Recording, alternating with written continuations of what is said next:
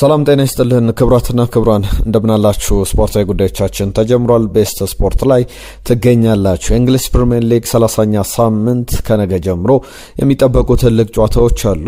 አርሰናል ከኤቨርተን፣ ቸልሲ ከኒውካስል ዩናይትድ፣ ማንቸስተር ሲቲ ከዌስትሃም ዩናይትድ የነገ መርሃ ግብሮች ናቸው። እንዲሁ እሁድ ዕለትም ማንቸስተር ዩናይትድ የሚያከናውነው መርሃ ግብርም ይጠበቃል።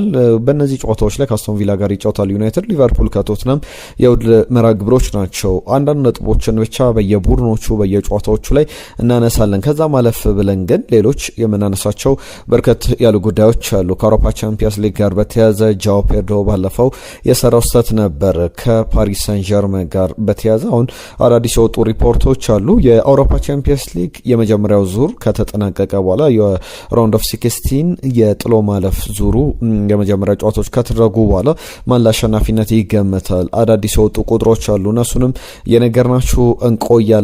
ከዛ ለፍ ብለን ዝውውሮች ላይ ትኩረት እናደርጋለን።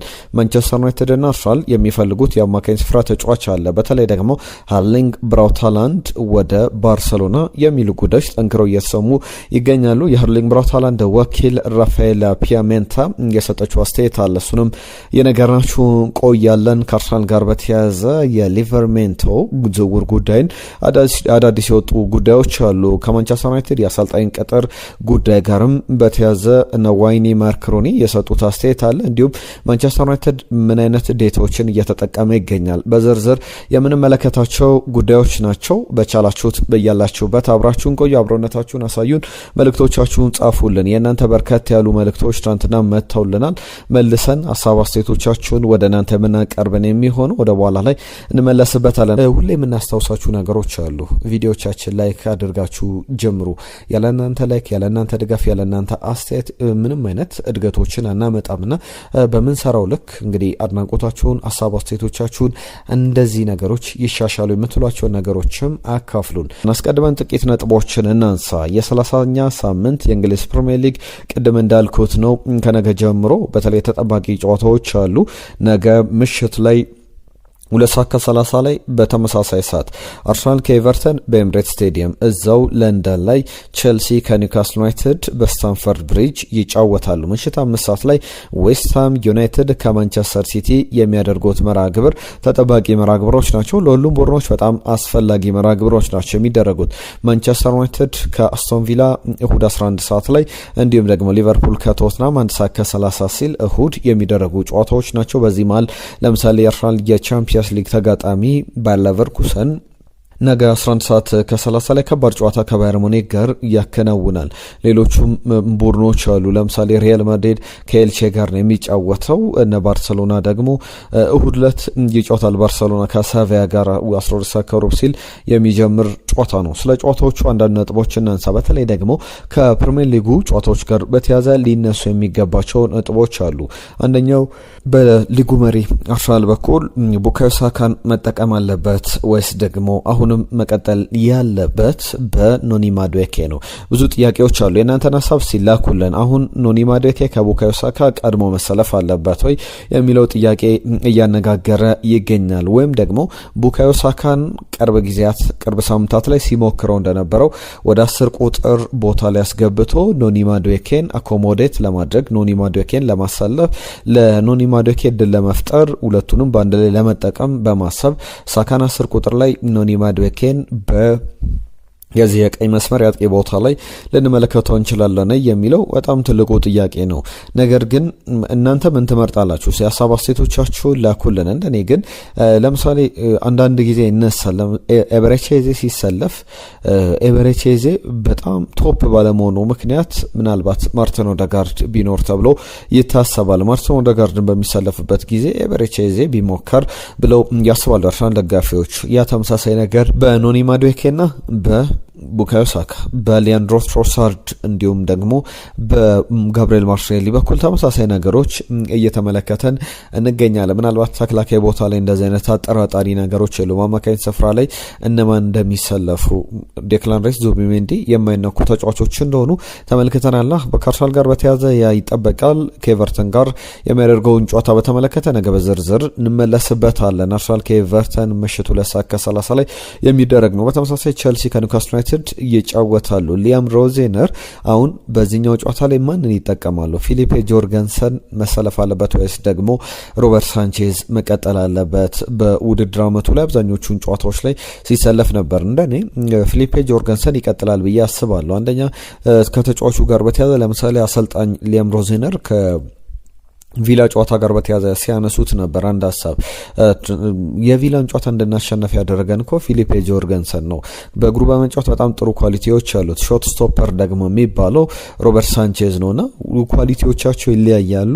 ነገር ግን ምርጫቸው ጆርገንሰን ሆኖ ሊቀጥል ይችላል ወይስ ደግሞ ሮበርት ሳንቼዝ የሚጠበቅ ነው። በዛ ጨዋታ በኒውካስል ዩናይትድ ጨዋታ ላይ እንመለከተዋለን። የማንቸስተር ሲቲና የዌስትሃም ዩናይትድ ጨዋታ ይጠበቃል። ሃርሊንግ ብራውት ሃላንድ ግን ማስቆጠር የጠፋበት ይመስላል። በተለይ ደግሞ የጎርጎሮሳኑ አዲስ ዓመት 2026 ከጀመረ በኋላ በጣም ተቸግሯል። 2022-23 የውድድር ዘመን ላይ ሲመጣ ወደ እንግሊዝ ፕሪሚየር ሊግ የጎል አካውንቱን የከፈተው በዌስትሃም ዩናይትድ ጨዋታ ላይ እንደነበር ይታወቃል። በዛ በለንደን ስቴዲየም በተደረገው ጨዋታና አሁን ደግሞ በዚህ በትልቅ ደረጃ መጫወት እየቻለ ያለው ሃርሊንግ ብራውት ሃላንድ በቅርብ ጨዋታዎች ላይ ያሉበትን የጨዋታ ግብ ማስቆጠር ክፍተቶችን በአጠቃላይ ብዙ ያሻሽላል ተብሎ ይጠበቃል። በዚህ ጨዋታ ላይ አንድ ብሎ ከጀመረ እንመለከተዋለን። ብዙ ሀሳቦች የሚሰጡበት ጉዳይ ነው። ማይክል ካሪክን በተመለከተ ወደ በኋላ ላይ ከአስቶን ቪላ ጨዋታ ጋር በተያዘ በተለይ ማይክል ካሪክ አሁንም በጣም ወሳኙን አስፈላጊውን ጨዋታ ያከናውናል። ስለዚህም ጨዋታ በተለይ ስለ ማንቸስተር ዩናይትድ ሀሳቦችን ስናነሳ ስለ ማይክል ካሪክም ቆይታ የምናነሳቸው ነጥቦች ይኖራሉ። ለሁሉም የእንግሊዝ ፕሪሚየር ሊግን አርሰናል እየመራ ይገኛል በ67 ነጥቦች 30 ጨዋታዎችን አድርጓል። እንግሊዝ ፕሪሚየር ሊግ 30ኛ ሳምንት ላይ ይገኛል። አርሰናል አንዱን ተስተካካይ መርሃ ግብር ከወልቭስ ጋር አስቀድሞ ማድረጉ ይታወቃል። ማንቸስተር ሲቲ ደግሞ ከክሪስታል ፓላስ ጋር አንድ ቀሪ ጨዋታ አለው። የ29ኛ ሳምንት ጨዋታዎች ድረስ እስካሁን 60 ነጥቦችን ሰብስቧል። አንድ ተስተካካይ መርሃ ግብር አለው በመካከላቸው። ሲቲና አርሰናል የ7 ነጥብ ልዩነት አለ። ማንቸስተር ዩናይትድ፣ አስቶን ቪላ እኩል 50 ነጥቦችን ይዘው በግብ ክፍያ ተበላልጠው 3ኛና 4ኛ ደረጃ ላይ ይገኛሉ። ሁለቱ ቡድኖች እርስ በርስ የሚያደርጉት ጨዋታ የዚህ ሳምንት ተጠባቂው መርሃ ግብር ነው። ቸልሲ 48 ነጥቦች አሉት። ሊቨርፑል በተመሳሳይ 48 ነጥቦችን ይዟል። 29 ጨዋታዎችን አድርገው 5ኛና 6ኛ ደረጃ ላይ የተቀመጡ ቡድኖች ናቸው። ወራጅ ቀጠና ላይ ዌስትሃም፣ በርንሌይና ወልቨርሃምፕተን ይገኛሉ። በፕሪሚየር ሊጉ ጉዳዮች ላይ እነዚህ ነጥቦች ካነሳን ትናንትና ከነበሩ ጉዳዮች መካከል የጃኦ ፔድሮን ጉዳይ አንስቼ በአውሮፓ ቻምፒየንስ ሊግ እቀጥላለሁ። ከዛ አስቀድሜ ግን ቻምፒየንስ ሊጉን በተመለከተ የእናንተ ሀሳቦች መጥተዋል። አጠር አድርገን እንመልከታ። ከደቡብ አፍሪካ በጣም በቀጣይ ጨዋታ ሊቨርፑልና አርሰናል በቀላሉ ያልፋሉ። አርሰናል ላይ ጫጫታ ቢበዛም ምንም የሚያስገርም አይደለም። አርሰናል በቀጥታ ያልፋል ብሎናል። ከደቡብ አፍሪካ ከልብ እናመሰግናለን። አሸናፊም ከደቡብ አፍሪካ አርሰናል ተሸንፎ ውጤት የተጋራበት ቫልቬርዴ ሲቲን የረታበት ግሩም ፉክክር የነበሩበት ነበረ። ግምቶች ሁሉ በቻምፒየንስ ሊግ ላይ መገመት ከባድ እንደሆነ የተመለከትንበት ነው የሚል ሀሳቡ ልኮልናል። ኪቤዳኔ ከልብ እናመሰግናለን። አንዱ አለም ታፈሰ ማድዌኬ አንድም ቀን አሪፍ ነገር ሰርቶ ያቅም ነበረ።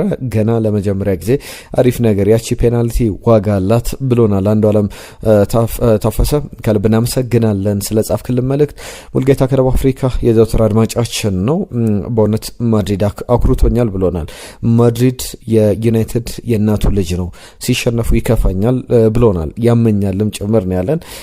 ፓማባይ ከልብ እናመሰግናለን ስለ ጻፍክልን መልእክት። ነጅብ ሰንገሩ ቸልሲያውንም ስህተት በመስራት መቆም አልቻለም፣ አርሰናል ተቸግሮም ቢሆን አሸንፏል ብሎናል። ባቻ ውጤት ነው የተጠናቀቀው፣ ነገር ግን ጥሩ ውጤት ይዞ እንደመጣ ለመግለጽ ያክል ነው። ሃላንድ ትንሽ አቋም መውረድ ይታየበታል በሲቲ በኩል ብሎናል። ቶፊቅ ዮኬሬሽ የተባለ አድማጫችን አርሰናል ፈታ ብሎ ያልፋል እመኑኝ ብሎናል። በደንብ በቀጣይ ሳምንት እንመለከተዋለን። ሰላም ምርጦች እንዴት ናችሁ ብሎናል። አየነው ሙሉዓለም የትናንቱ ጨዋታ የሚያሳየው አርሰናል የፊት መስመር ደካማ መሆኑን ነው። ቫልቬርዴ ግን የሚገርም ተጫዋች ነው ብሎናል። የመጨረሻው ሀሳብ ሽመልስ ነው። ሽመልስ ከኳታር ዶሃ ለምታደርሱ መረጃ ከልብ እናመሰግናለን ብሎናል። የቻምፒየንስ ሊግ ጨዋታ እጅግ በጣም አዝናኝ ነበረ። የተገመቱ ቡድኖች የተሸነፉበት፣ አርሰናላቸው የወጣበት ጨዋታ አየን። እኔ በቻምፒየንስ ሊግ ላይ የቡድን ያሸንፋል ብሎ መገመት በጣም ያዳግታል። አርሰናልን ብናይ ብዙ ደጋፊ እንደሚያሸንፍ ገምቶ ነበር፣ ነገር ግን እንደዛ አልሆነም። ሲቲንም ሌሎችንም ጨዋታዎች አንስቶልናል። ሽመልስ ከኳታር ዶሃ ከልብ እናመሰግናለን። ዛሬም ባነሳናቸው ነጥቦች ላይ ሀሳብ አስተያየቶቻችሁን ጻፉልን። ኑኒ ማዱኬ ወይስ ደግሞ ቡካዮ ሳካ በአርሰናል ደጋፊዎች በኩል የሚነሳ ሀሳብ ነው? ማን ነው የመጀመሪያ ተመራጭ መሆን ያለበት? የቼልሲ ደጋፊዎች እስየት አላችሁ? ብዙ ተሳትፏችሁ ቀዝቀዝ ያለ ነው። ከቼልሲ ጋር በተያያዘ የምናነሳቸው ሀሳቦች ይኖራሉ ወደ በኋላ ላይም። ነገር ግን አንደኛው ፊሊፔ ጆርገንሰን ወይስ ደግሞ ሮበርት ሳንቼዝ ነው መሰለፍ ያለበት? ሀሳብ አስተያየቶቻችሁን እየጻፋችሁልን አብራችሁን ቆዩ። ከቼልሲ ጋር በተያያዘ የጆ ፔድሮ ጉዳይ በጣም በሚያስገርም ብቃት ላይ ይገኛል። አስገራሚ በጣም ምርጥ ጊዜን እያሳለፈ ይገኛል። ከጆ ፔድሮ ጋር በተያያዘ እንደ ምርጥ ብቃቱ አሁንም በቀጣይ የቼልሲ አዳኝ ነው። በፕሪሚየር ሊግም በቻምፒየንስ ሊግም ላይ ልንመለከተው እንችላለን። ከዛ ውጭ ግን የፔድሮ ኔቶ ጉዳይ መነሳት አለበት። ከፔድሮ ኔቶ ጋር በተያያዘ አሁን ባለፈው እንደሚታወቀው የፒኤስጂ ጨዋታ ላይ የኳስ አቀባዩ ታዳጊ ልጅ ነው።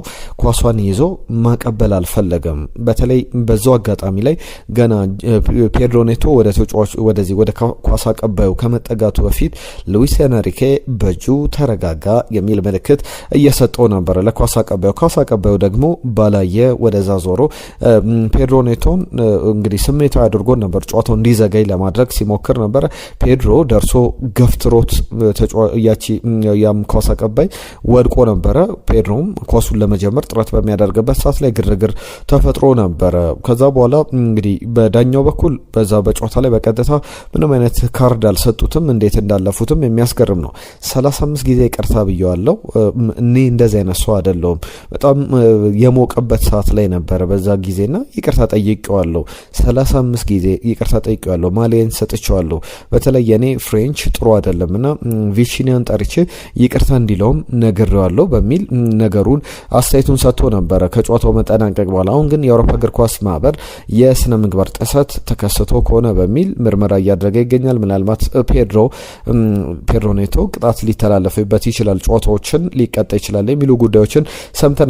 ከአውሮፓ ቻምፒየንስ ሊግ ጋር በተያያዘ ሌላኛው የሚነሳው ጉዳይ ቻምፒየንስ ሊጉን ማን ሊያሸነፍ ይችላል? 2025/26 ፕሮጀክሽኖች አሁንም እንደቀጠሉ ይገኛሉ። አንድ ጨዋታ በተደረገ ቁጥር ግምቶች፣ ሂደቶች ይቀየራሉ። ለምሳሌ ሪያል ማድሪድ ከብዙ ቡድኖች ዝቅ ያለ ግምት ተሰጥቶት ነበር። በማንቸስተር ሲቲን በማሸነፉ ከፍ ያለ ግምት አግኝቷል።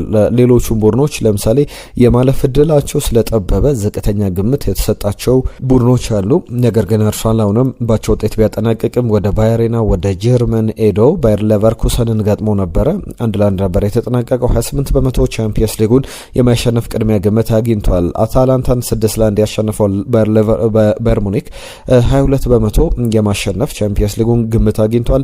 ሌሎቹ በጥፍ ያንሳሉ። ባርሰሎና 11%፣ ፓሪስ ሰን ዠርመን ከቼልሲም ከማንቸስተር ሲቲም ከሌሎቹ ቡድኖች ጭምር ዝቅ ያለ ግምት የተሰጠው ቡድን ነበረ።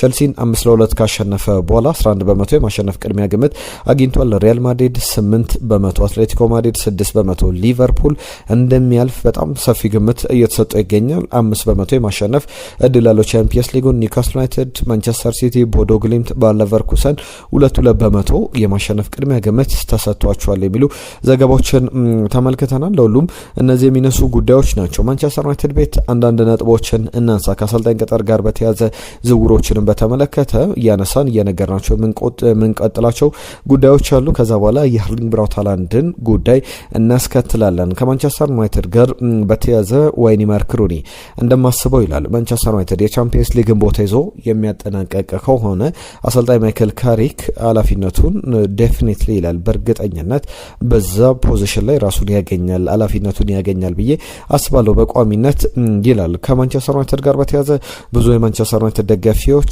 ሉዊስ ኤንሪኬ ቢመጣ አይዲያል አሰልጣኝ ነው ብለው ያስባሉ። ማይክል ካሪክ የማይቀጥል ከሆነ ፐርማነንት ወይም የቋሚ አሰልጣኝነት ሚናውን የማያገኝ ከሆነ በቀጣይ ውድድር ዘመን ብቸኛው አማራጭ ሆኖ መቅረብ ያለበት ሉዊስ ኤንሪኬ ነው ብለው የሚያስቡ አሉ። ኤሊት አሰልጣኝ ነው፣ ቶፕ ማኔጀር ነው። ከዛ በተጨማሪም ትልቅ ስራዎችን ይሰራል። ነገር ግን ሉዊስ ኤንሪኬ ችግሩ የ3-4 ዓመታት አሰልጣኝ ነው። ከዛ በኋላ በቡድኑ ውስጥ ለመቀጠል በጣም የሚቸገር ነውና ለ2 ዓመታት ማንቸስተር ዩናይትድን ወደ ስኬት ከመለሰ ግን የማንቸስተር ዩናይትድ ደጋፊዎች በደንብ የሚፈልጉት አይነት አሰልጣኝ እንደሆነ መናገር ይቻላል። ወርልድ ክላስ ትልቅ አሰልጣኝ ያስፈልገዋል የሚሉ ተንታኞችን በተደጋጋሚ ተመልክተን እናውቃለን። ለዚህ ደግሞ ሉዊስ ኤንሪኬ የብዙዎች ምርጫ ሊሆን እንደሚችል በቀላሉ መገመት ይቻላል። አሰልጣኝ ማይክል ካሪክ የማይቀጥል ከሆነ ከዩናይትድ ጋር በተያዘ ግን በጣም የሚያስፈልጉ ነገሮች መካከል አንደኛው ትክክለኛውን አሰልጣኝ መቅጠር ነው። በዚህ ጉዳይ ላይ ደግሞ የማንቸስተር ዩናይትድ ኢንሳይደርስ የሚባሉ ውስጥ አዋቂ ምንጮች የሚባሉት እንዲሁም ደግሞ የኢንዱስትሪው ኤክስፐርቶች በጣም ትልልቅ በዚህ ጉዳይ ላይ የሚሰሩ ባለሙያዎች ማንቸስተር ዩናይትድን በተመለከተ በጣም ዴታዎችን እየተጠቀመ ይገኛል። ብዙ ጥልቅ ትንተናዎችን እየሰራ ውሳኔዎችን እየወሰነ ይገኛል። ባለፈው ክረምት ያደረጋቸውን ዝውውሮች ለምሳሌነት መጥቀስ ይቻላል። ብሪያን ምቤሙ፣ ሌሎችም ቤንያሚን ሸሽኮንም በተመለከተ ያደረጋቸው ዝውውሮች ዴታዎችን በተመለከተ ነው። ዴታዎችን ተመልክቶ ትክክለኛ ውሳኔዎችን እየወሰነ ይገኛልና በቀጣይም በማንቸስተር ዩናይትድ በኩል አሰልጣኝ ቅጥር ላይ የነን ዴታ እየተጠቀመ ይገኛልና አይደንቲፋይ ለማድረግ ቀጣዩን አሰልጣኝ ለመምረጥ በዛ መንገድ እንደቀጠለ ይገኛል የሚሉ ዘገባዎችን ተመልክተናል። ከዩናይትድ ጋር በተያያዘ ቀደም ያላነሳሁት በፕሪሚየር ሊግ ላይ ማንን ሊያመጣ ይችላል የሚለው በአሰልጣኝነት ከሚነሳው ጉዳይ በላይ ዘንድሮ የፕሪሚየር ሊግ ደረጃውን ስንተኛ ደረጃ ላይ ይዞ ያጠናቀቃል። አሁን በቀጣይ እሁድ ዕለት የሚደረገው በጣም አስፈላጊ ጨዋታ አለ ከአስቶን ቪላ ጋር ማርች 15 ላይ 11 ሰዓት ላይ የሚጀምረው ጨዋታ ሁለቱም 50 ነጥቦች ያላቸው መርሃ ግብር ነውና ማንቸስተር ዩናይትድ በቀጣይ በአውሮፓ ቻምፒየንስ ሊግ ላይ ደረጃውን ይዘው ለማጠናቀቅ ከሚያስፈልጉ መርሃ ግብሮች መካከል አንደኛው የአስቶን ቪላ ጨዋታ ነው። ሁለተኛው የቼልሲ መርሃ ግብር ነው። በቀጣይ ወር ላይ ምናልባት ከአስቶን ቪላ ከአንድ ወር በላይ በኋላ ከአንድ ወር ከ3 ቀን በኋላ የሚደረግ ነው። ከዛ በኋላ ደግሞ ግንቦት መጀመሪያ ላይ ከሊቨርፑል ጋር ወይም ሜይ 2 ላይ ከሊቨርፑል ጋር ይጫወታል። እነዚህ 3 ተጋጣሚዎች የቅርብ ተፎካካሪዎች ናቸውና በጣም አስፈላጊ ጨዋታዎችን ማንቸስተር ዩናይትድ ማድረግ ይኖርበታል። በጣም በዚህ ጉዳይ ላይ ሊነሱ የሚችሉ ሌሎች ነጥቦችም ይኖራሉ። ከዩናይትድ ጋር በተያያዘ ዝውውርን በተመለከተ ዩናይትድም አርሰናልም የሚፈልጉ ተጫዋች አለ። ማቲያስ ፈርናንዴዝ የዌስትሃም ተጫዋች ነው። ዌስትሃም በተለይ ከሊጉ የሚወርድ ከሆነ አሁን ወራጅ ቀጠና ውስጥ ይገኛልና ብዙ ክለቦች ስካውት እያደረጉት ይገኛሉ። ምልመላ እየሰሩ በተጫዋቹ ላይ ሪፖርቶችን እያቀረቡ ይገኛሉ። የስካውቲንግ ባለሙያዎችም ጭምር 21 ዓመቱ ላይ ይገኛል። ማቲያስ ፈርናንዴዝን አማካኝ ስፍራ ላይ በጣም የሚገርም ብቃትን እያሳየ ይገኛል። አርሰናልም ማንቸስተር ዩናይትድም የተጫዋቹ ፈላጊዎች ሆነው ብቅ ማለታቸውን ተመልክተናል። ከማንቸስተር ዩናይትድ ጉዳይ ወጣ ብለን እዛው በማንቸስተር ከተማ ከማንቸስተር ሲቲ ጋር በተያያዘ የሚነሱ ነጥቦች አሉ። ሃርሊንግ ብራውት ሃላንድን በተመለከተ እየተነሱ ያሉ ጉዳዮች አሉ። ባርሰሎና የመዳረሻው ሊሆን ይችላል። ብዙ ዘገባዎች እንደዚህ ያሳያሉ። ቪክተር ፎንት የባርሰሎና አዲሱ ፕሬዝዳንታዊ እጩ ናቸው። እየተወዳደሩ ይገኛሉ። ከዋን ላፖርታ ጋር የሚፎካከሩበት ሂደት በጣም ይጠበቃል።